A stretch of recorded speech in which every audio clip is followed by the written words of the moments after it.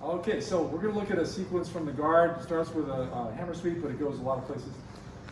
And he's in my guard, down low, close guard, he gets his posture, he manages to back up and stand up.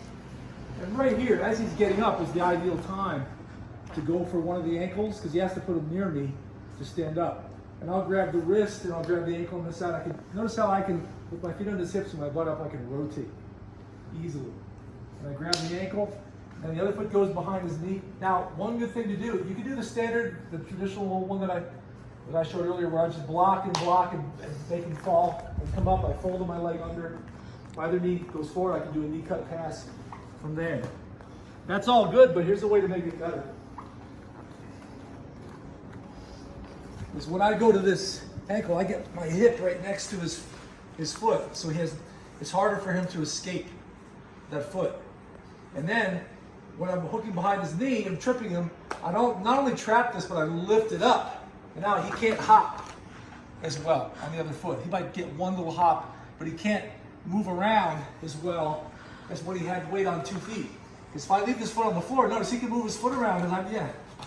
So once I get this foot off the ground, there's too much weight on that foot for him to hop it very well, and he falls. Now let's deal with a follow-up where he pushes my knee and steps past it. So I've got to switch my grip and go to the sickle. I grab the other ankle, the other wrist, point my toes this way, and now this one's going to cut in as I push my foot, push his hip beyond his base. Now once again, if I hook this and really pull his foot off the ground, he'll fall right next to me.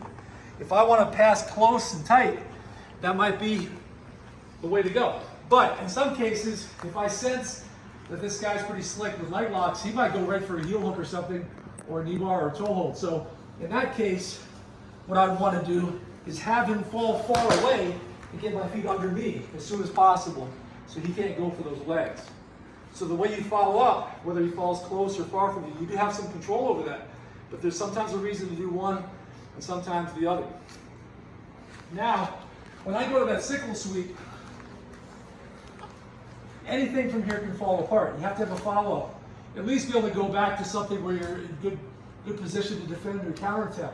But when I go here for the sickle, he might just hop over or step out of it like that, and I can't reach it anymore. All right? In which case, too, let's go back again.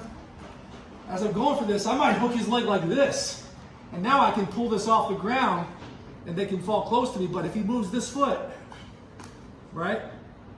Now I can rotate, I can let go of this wrist, and I can just roll over my shoulder, come up with this ankle, and then I stand up, and I can switch and do a heave-ho or tip him. But going back again, another thing you can do off of that sickle is when I'm here, if I do make him fall, I can come up, step over, sit on his belly, and then fall over to the side and get a knee bar. I can even triangle my legs. I could also attack the ankle with a toe hold. Look at that one more time. So all of this follows from him he's standing up in my guard and he's going for a hammer sweep. I go for the hammer, he steps through. That's how I change to this one, and I make him fall, and I come up right here. I've got this to help me up, but then I let it go, sit on him, and fall over to the side. I can even wrap it and hug it tight like that. Okay.